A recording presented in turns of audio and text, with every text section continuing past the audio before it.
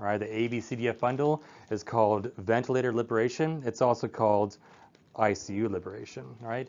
So it gets them out of the ICU quicker if we get their pain under control, we get their SAT, SPT done if they're on a ventilator, we get the sedation off if needed, we assess delirium and make sure we treat it, we immobilize them, and we involve family. These are all the things that are involved to get patients off the ventilator as quickly as possible, out of the ICU as quickly as possible.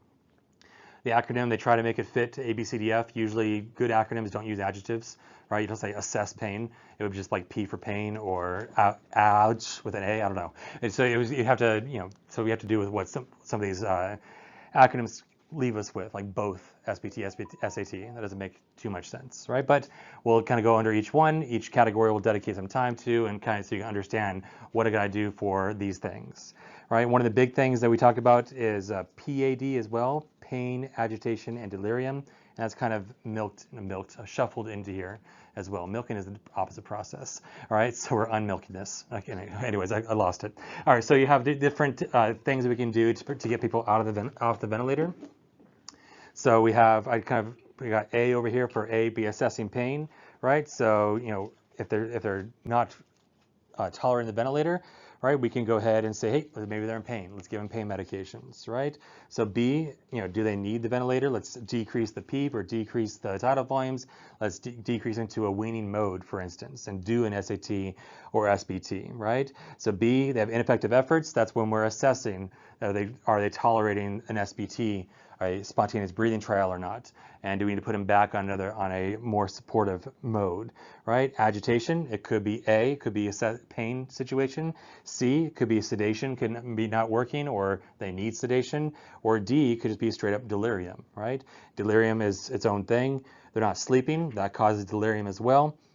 They have, what else? We have there's pain, agitation, age, there's all kinds of things that contribute to delirium, which we'll focus on as well. Okay. C, it's a choice of sedations. They got hemodynamics that are really labile, right? They're really hypotensive, or they're on the borderline of hypotension. We got to recognize that the choice of sedation, which one might be the better option, because all sedation causes hypotension.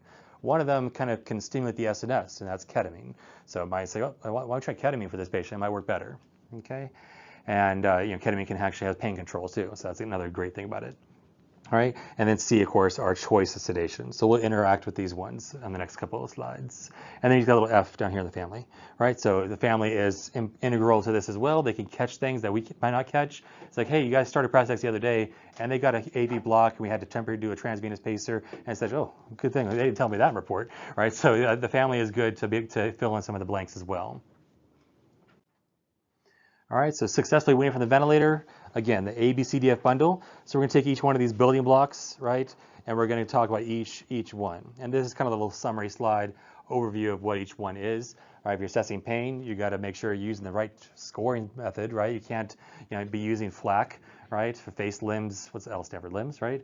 Are they crying, or are they consolable? It's like they're not. All right, maybe for someone who has advanced cerebral palsy, that might work, but someone that's in the ICU and they're adults, we have validated pain assessment scales that we can use, right? And SAT, SPT, we're doing it daily. Here we do it every shift to make sure that we're giving the best effort to get them off the ventilator. Okay, so we use to get someone off the ventilator. Yeah, we want to do the ABCDEF bundle, but we have to successfully not cause problems. We have to make sure they don't get a VILI or VALI or VAP or or any one of these complications that develop from the ventilator itself. So that's your lung protective ventilation strategies.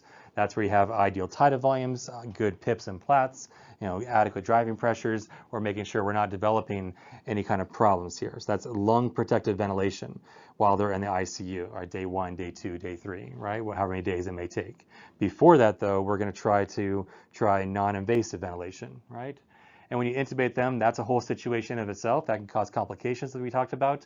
So we got to make sure we're alert to those complications, that make sure we have an adequate blood pressure before we give sedative medications. Otherwise, you're going to have two problems in your hand, right? You're going to have hypotension because of the sedation and because of the positive pressure ventilation they're on, right? So we have to be aware of that. And as we increase PEEP, for instance, PEEP is great, but it can also cause hypotension, right? So we have to be alert to that as well. And then once they're ready, right, we assess every single day, day 1, day 2, day 3, might be day 12, we're assessing, are they ready to come off the ventilator, right? So we do SATs first if they're on sedation, and then we do SBTs, spontaneous breathing trials, with a weaning mode, such as which one? Yeah, pressure support ventilation. That's the one we're going to use for someone that's ready to wean. We're using SBT mode, right? So we wean them, and usually they get 3 strikes, right? They get 1 strike, 2 strikes, 3 strikes, and then it's time for a trach, right, at that point. So usually 3 strikes, 3 failed SBTs, then it's time to say, you know, we're not cutting it. We're going to try our best still, but we need to really discuss that we probably should be, you know, heading towards tracheostomy. Is that what, you know, mom would want, or that was what grandpa would want, right? Because once they're tracheostomized, then they need to go to a long-term care facility. And at the long-term care facility, they'll work on getting them off the trach. The trach does have benefits. It can help you get off the ventilator a little easier. So there are some benefits to it, but it's still something you can't keep an ET tube in for forever, right? It's going to cause problems, right? Like we mentioned, it's caused the vocal cord paralysis. It can cause, if we're not monitoring the cuff for too much, it actually, there's all kinds of benefits of ET tube versus trach and vice versa. Okay, usually day 8 though, that's the time where we're considering trach anyways. So if it's day 2, 3, 4, and 5 that we're doing weaning trials, they might have like a catastrophic neuro injury. It's like, you know, we probably should be traching because of how bad this neuro injury is. We're not seeing that there might be a better progression. Or, you know, it's day 8 and we'll try to do a weaning trials, but they're already towards the end of their not the lifespan, but the end of their time that they can be on with an ET tube. Okay, ET tubes are temporary. Tracheostomies can be permanent, right? And then you can talk about the trach progression. They always work to get them off the trach, but you know, in the meantime, it can be a slow process. They can even talk while they're on the trach. Okay. The benefits are just that it's a shorter. It's a shorter pathway. It's a shorter tube. It's more comfortable. Like I said, they can talk with certain versions of the trach if they're tolerating it, but and it's much easier to work with. Okay. And then if they failed SBTs, we know that some patients you can just extubate to BiPAP, right? You can have the BiPAP right there on standby, and we can extubate to BiPAP. So, you know, I know you failed three SBTs, but you know what? Let's do it. Let's try it, give it a shot, right? YOLO, you only live once, right? So you gotta, let's just go ahead and try it. Just put you on BiPAP and see how you do, okay? Because as we'll talk about, it's okay to have reintubation failure. If you're a 0% reintubation failure in this ICU, you're doing a horrible job. That is not good, right? You want to have failure in the ICU. You want to have, especially for reintubations, right? If it's 0%, that means you're not extubating early enough, right? You don't want to have failure rates of like 30%. Then you're really YOLOing, right? You're like they're on sedation, YOLO, right? That's too soon. As long as we follow the protocols, they meet criteria, we can just go ahead and take the tubes out and see how we do. Okay. And then what else? So they can stay liberated or they can be reintubated at a certain point within 24 hours, 3 days, 7 days, and that they might require the vent again. The whole cycle starts again, and you don't get like another 3 strikes. Usually it's like, okay, this time we failed. Let's go ahead and try going towards tracheostomy, for instance. All right. So again, we'll go into each detail about the different letters that we're going to do to get them off the vent in the first place. All right, we're going to assess pain, make sure the pain is controlled, because if their pain is not controlled, they get delirious. They're delirious. They're on the ventilator, and they require more sedation and more pain medication. Sedation can cause hypotension, more pressure requirements, and more pressure requirements. It's a downward spiral. All right, so we want to make sure that we are doing all these things and make sure we're assessing these things and that they are in check. All right, so A. So letter A is brought to you by Elmo, right? So Elmo is going to be telling us about letter A of assessing pain, right? So pain is always assessed first, right? So when you have someone that's super, super agitated, you might hear a nurse like, oh, go up on the propofol. Does propofol control pain? No. So we always want to assess pain first and fix the pain, because that agitation could be due to the pain. We don't know. But maybe the patient can tell us. The patient can tell us a numerical pain score, like I have 10, right? So they're not going to say I have 10. They're going to say, right, they're going to mouth I have 10, and they're going to show you, 10 digits, right? That's the best pain score we can get is from the patient themselves, right? And then we have observation tools that we can use. Okay, so at least every 4 hours, right, we assess pain. It's a joint commission thing as well, that we're assessing pain frequently, and you're following up on the pain, you're making sure the pain's good and all good, and the pain's tucked in, and everything's good on pain, right? But at least every 4 hours, we have to assess what their pain level is, and what's the best pain level score ever is the numerical pain score, right? That quantifies the pain. It tells us exactly what they feel their pain is, and we give more medication if we need to. Okay, and the medication we give are the pain medications, and we have to know like which one of our sedatives also provide analgesia. Those are analgal sedatives, or like analgesia and sedative. What's the word? Portmanteaued together, right? So it's been pushed together, right? So a numeric pain scale, of course, 0 to 10. We know this, from school and all of our nursing lives. But the next scale that we use in the ICU is the critical care pain observation tool. All right, so the CPOT is a validated tool. All right, someone just come up with it, it's like, let's try this now. No, they researched it, they do thousands of patients, and they said, yeah, this is a good way to say that they might have pain. Might being the key word. So your patient can tell you what their pain level is. That's the best, right? You wake them up. Well, first of all, you should not have to wake them up, right? The ideal RASS score, or the level of sedation someone should be on, which you measure with RASS, should be awake and alert and calm, right? That means you walk in the room and they're like, wait, what's up? That's someone that is ideally sedated, right? If they're on sedation, if they require sedation. So you shouldn't have like wake them up, and then you're like, oh, I guess we'll do the CPOT scale today, right? You should be able to get they say what's up, and they show you a 5. Oh, you're a 5 today. Let me get you some Tylenol, for instance. That gets worse. Let me get you Dilaudid, right? So CPOT is 0 to 8. You've probably seen this many times, right? So it's 4 different categories here. All right. So ventilator synchrony. Are they tolerant of the vent or not? If they're not in the vent, are they breathing? Are they able to are they vocalizing and such? But otherwise, are they thrashing around for body movements? Facial expression, is it look really tense or not? And then what about muscle activity, right? What did I say there? So are they really relaxed? Are they really rigid? Are they thrashing around? So these things are validated to show that someone might be in pain or not.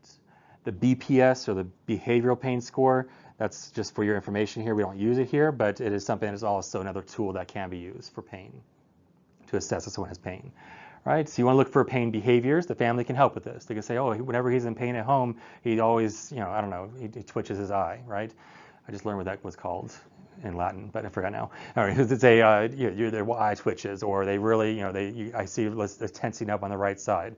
That tells me they're in pain, right? So the family can help tell you that, and that can be a reason why family is beneficial, to help lower someone's pain and help them get out of the ICU quicker.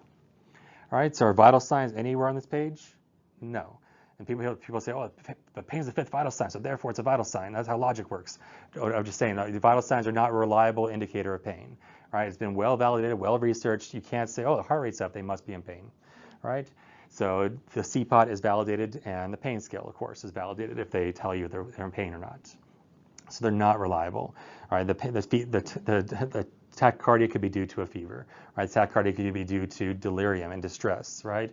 Maybe they don't have their eyeglasses, not eye either, right? They don't have their eyeglasses. That's going to make them maybe a little more distressed and more anxious. They can't see, right? They hear people talking. They're like shadows moving across. So they want to have their eyes, or they don't have their eye drops they didn't get from admission, right? Something to that effect. All right. So assume pain is always present though, and make sure that you're treating that first, right? So you're going up on a fentanyl infusion, which is the strongest opiate we have, versus like a propofol infusion or a Versed infusion. You should not be on Versed, but if you're going up on propofol first, that's the wrong move. We want to make sure we're fixing the pain first. All right, so how do you prevent pain? So you want to anticipate pain medications. You learn this in school as well, right? You're doing big dressing change for huge stage 3 ulcers. Like, well, the stage 4 ulcer, they've lost the pain fibers, so I don't have to give pain meds. There's still that wound area, the wound base at the end, where it goes from stage 4 all the way to stage 1, right? So before you do a big dressing change, before you take a chest tube out, before the doctor's coming in to remove the JP drain, let me get you a morphine shot before that happens, right? So because the number 1 reported a pain in the ICU, I think I said A lines before. That's like number 3, but number 1 and 2 is removing a drain of some sort, not the putting in the drain. Right? They don't remember that because they're probably delirious at that point. But the removal of the drain is the highest level pain reported by ICU patients. Right? They surveyed all these ICU patients. What hurt the most? So like that arterial line hurt is like number 3, but number 1 and 2 was that JP they took out of my belly, and also that chest tube they took out of the left side. Right? Those are things that hurt the most. Okay. And what do vital signs do? They lie, right? So they're assessing pain. It's like, nope, vital signs are not going to be reliable. Okay. So the pain during an ICU stay, so the incidence of pain, it's more than other hospital patients. That makes sense. They're in the ICU. They're not moving a lot. They have muscle cramps. And if I sleep 10 hours, I feel like crap. But if if you're in the ICU, you're like in that state for 24 hours, 3 days, you're not moving around, that can hurt. Mobility is on there. It's number 12, right? That just moving in bed, it hurts. You have some patients that scream in pain. So we have to recognize that and treat the pain if we are going to be mobilizing them like that too. Because mobility, as we'll learn, as our E, early mobility, is one of our best evidence to help get someone out of the ICU. One of our pieces of the puzzle. All right, so what else? So yeah, they have 50% more pain than regular hospitalized patients, and they can't tell you unless you have adequate sedation, and then they can tell you. All right, the highest reported pain, as we mentioned, was drain tube removal. Suction, they reported as painful. They're coughing, and sometimes they have like a pneumonitis or something, or a pleuritis. But what else? So it's all, when you have pain, it's like, well, just tough it out. You got this, right? But it causes stress and a stress response. And if they're already in the ICU with a stress response causing peptic ulcers, you think adding pain is going to help that equation? That's additive, right? We want to try to avoid that if we have to. All right, they're going to get poor wound healing because of the cortisol release. They're going to get more risk of infection. So there's all kinds of damage that can happen if we don't control someone's pain. All right, so like sometimes we take care of the patients, they're extubated, they go out, you never see them again. But people have actually followed up at 3 months, 6 months, a year, and seen what's their pain level, what's your delirium now, or did that delirium you had in the ICU, does that affect you now, right? And they found people with pain at 6 months, 17% recalled it. They wake up in the middle of the night with tremors, and they have PTSD because of the pain they experienced in the ICU. And now they're on antidepressants. There's suicide risk. There's all kinds of things that go with that. So we want to make sure we are, we're controlling the pain to avoid the sequelae of having a patient, live with this for the rest of their life. Okay, and then if they don't have the psychiatric component, they develop neuropathic pain. They develop permanent chronic pain, which is pain that sustains after 3 months, right? And it's debilitating. They can no longer do their job of being like an electrical engineer, right? They can no longer stand up for long periods of time. They can no longer be like a security officer to respond to code grays in the back when someone spits at them, right? So there's all these things that they can no longer do and live their life out, right? So they have this chronic pain, and they have the risk of being opiate dependent and addicted to meds. It's a whole downward spiral. Okay, and if you treat the pain, it avoids delirium, and delirium causes agitation, and agitation causes pain, and the pain causes the agitation causes the delirium. It's a whole downward spiral, right? So we want to make sure we're taking some of the elements out of that downward spiral, taking the pain out of the equation. Okay, and they found, it's like, oh, that it might just sound like, oh, that's nice and right, that's cool, and this is inspiring and whatnot, but they actually did research and found that patients that had more pain stayed in the ICU longer. And anytime you're in the ICU longer, it increases your mortality, meaning that patient will die more than the patient that did not have pain, right? So you want to make sure the pain is controlled. All right, and then of course we said delirium independently. So you have pain causes more ICU days and more mortality and more vent days, so does delirium. And the pain causes the delirium. So if we could take care of the pain, hopefully we can take care of some of the delirium as well. All right, as we mentioned, treat it before any kind of intervention. Treat it before increase in sedation, right? So if you have like propofol at 30 mics and they're starting to get super agitated, let me give a PRN Dilaudid push, right? Let's see if that fixes it. Like the ICU is very, what's the word? You're testing the waters, it's very trial and error. You're trying to see, because they can't always tell you what's going on. So we got to make sure that we are letting them, we're trying to say, oh, I noticed that that's not the vital signs, but I noticed like they're squirming in bed. I was noticing that there's ventilator asynchrony. I should maybe just give some pain medication to see if that works. Okay, and then what else? So you may require more pain meds with someone who already has chronic pain. So we've got to recognize if they already have chronic pain, and who can tell you? The family can tell you. It's like, oh yeah, they take all these pain medications, and usually they to go to sleep at night, they need to take three Excedrin. It's like, well, we're not giving Excedrin in the ICU, but we will treat their chronic pain. Okay, and then using analgesic sedation. So that's analgesia and sedation.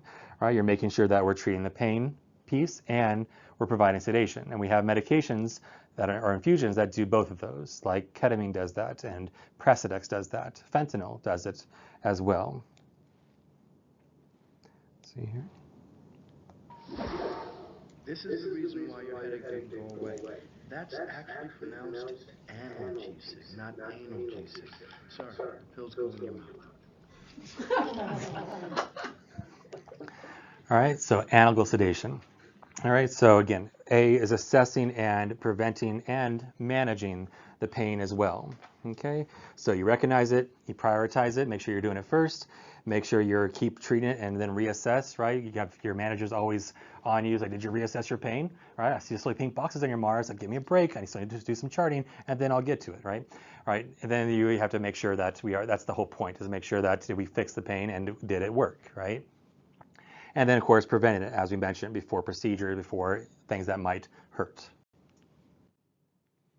All right, so then pain management, right? So give pain meds first before sedation again, right? PRNs should be first. Oftentimes you have, people say, oh, I listened to Aaron and he said, treat pain. My fentanyl's at 3 mics per minute, kilo per minute. It's like, yeah, that's going to treat pain, but that's going to cause complications of the fentanyl infusion. So you want to give, it's a laddered approach here. All right, so you want to give, the least not toxic, but least, what's I'm trying to say, not dependent, but the least invasive thing that's going to, let's try Tylenol. And people are going to like scoff at that. The family's like, no, they eat through Tylenol. It's not going to work. But just give it a chance, right? Tylenol you can use it pretty much on almost everybody. If they have hepatic impairment, we're just going to cut the dose in half. But they have to have like absolutely no liver, like in a liver transplant unit. Oh, this guy over here. I'm kidding. So if you have like absolutely no liver, yes, you're on a liver transplant unit. That is somebody that, yes, don't give Tylenol. But if they have hepatic impairment, you can give Tylenol. It's perfectly fine. We just cut the dose down to like 2 grams per day instead of 4 grams per day. All right. So we do a laddered approach. We give Tylenol first, and then we can give like little lidocaine patches. We can give like PRN doses of medications, PRN opiates if we need to, and then we start with an opiate infusion. All right. And then we can also add on what are called adjuvants, which are like adjectives. They describe pain. They help the pain. So the opiates are your primary way to affect it, but also you have these adjuvants or adjuncts to also help with the pain control. So you have like if you had neuropathic pain, we got pregabalin and gabapentin. We got some of our antidepressants that can work. We have like you heard like baclofen, I'm thinking of baclofen and soma and such. Those guys can also help with the muscle to help muscle relax if they have musculoskeletal pain. And if they're not, that's in addition to that, we can provide something like ketamine, which is non-opiate. We can have the NSAIDs, like we mentioned, if they meet criteria. And then we have Precedex, which is also helping with pain control. Right? Opiates are great, but they are also not addictive, and they could cause withdrawal symptoms when it's like day 12. It's like, oh, let's take the fentanyl off. It's like now they not only do they might have constipation, but they also might have withdrawal symptoms that we have to be recognized. Okay, IV fentanyl drip is good, just 2 days or less. That's okay. Not super high doses.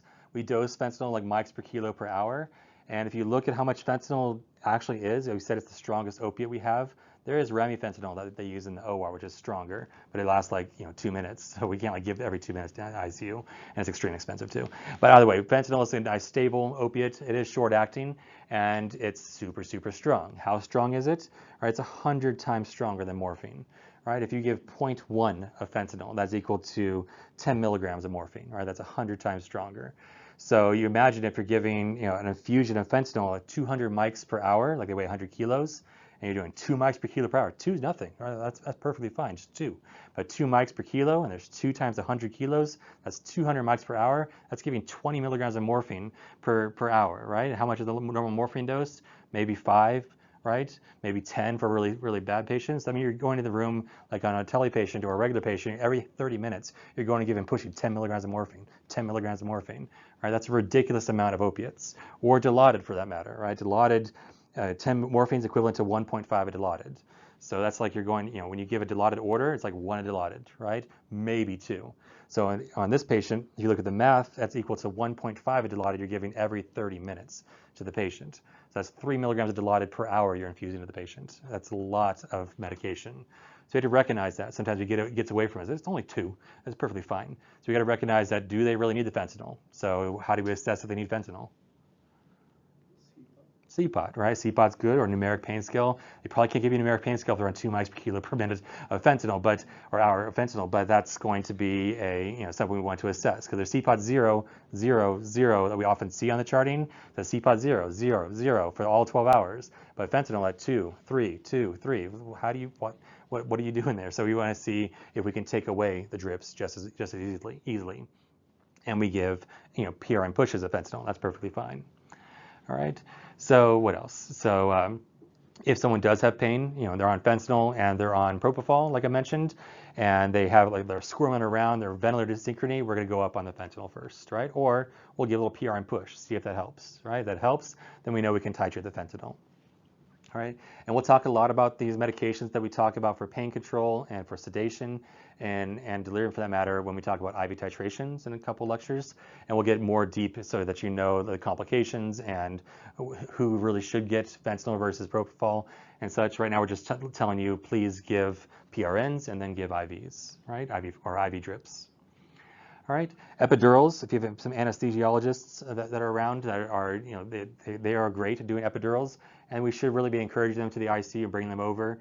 Right, we have some anesthesiologists always kind of hang out here and kind of want to get ideas of how they can help, and how they can help is doing epidurals. Right, doing epidural, especially like a AAA or rib fracture, it can help them expand their lungs more, so they don't get atelectasis if they are not intubated, or even if they are intubated. It can, again, more pain equals more days in the vent, more days in the ICU, and more mortality, and even more hospital days. All right, once they get out of the ICU. So besides all the pharmacological stuff, we can do non-pharm stuff. And non-pharm stuff would be like relaxation and guided imagery that we learned in psych, right? It's like, imagine you're on a playground and imagine the sea is nearby and waves are crashing. That can work for some people. Some people's like, go away, just put my music on and I'll be fine, right? Let me listen to my ACDC, I'll be perfectly fine, right? So that's another way family can help. It's like, because if someone played country music while I was, vented in the ICU, I would go crazy, right? So yeah, so you can ask the family, what kind of music do they like, right? So you can put the music channel on. You don't want to put the news channel on, because it'll say like, 5-year-old daughter was killed in a hit and run. It's like, well, then they're going to interpret that in their dreams. I don't know if you have weird dreams, where your dreams have the weirdest conglomeration of things you saw and heard during the day. Imagine being on sedation and opiates and ketamine, where you're disassociated from your body, and someone's talking about the news, and then it's a whole downward spiral from there. Okay, and then information giving and providing massage. So my idea was just invite the local massage therapy students, have them just come through and massage all the patients. Perfectly fine. It's great technique. We'll prone them for you, no problem, right? So yeah, but massage therapy can help. Pet therapy can help, but we have to get that past our infection preventionist. She's like, nope, absolutely not, no pets. It's like, and then she's like, no, and she's like, no teddy bears either. It's like, okay. So it's like teddy bears. It's like, but dogs are cleaner than teddy bears because they actually clean themselves. So, anyways, so there's a whole thing that if we do get that passed, it does have better efficacy, but there's some convincing that has to happen. Okay. Going back to the opiates real quick, like we mentioned, hepatic impairment, you wouldn't give too much Tylenol. Codeine, for instance, is not good. It doesn't get converted to the active opiate form in hepatic failure. Heparidine, you probably know, is never a good drug anymore. Really, the only utilization nowadays is maybe for shivering, but we have like 7 other agents we can use before that. And then because the toxic metabolite builds up and you get seizure activity. And then same thing with morphine. So morphine is not indicated with renal failure, I should say. So in renal failure, morphine has a metabolite that builds up and can cause seizure activity as well. So you don't see morphine often prescribed for ICU patients. You just see, it's like, why they skip a step and go from Tylenol to Dilaudid? It's because the morphine can cause more problems if someone has acute kidney injury.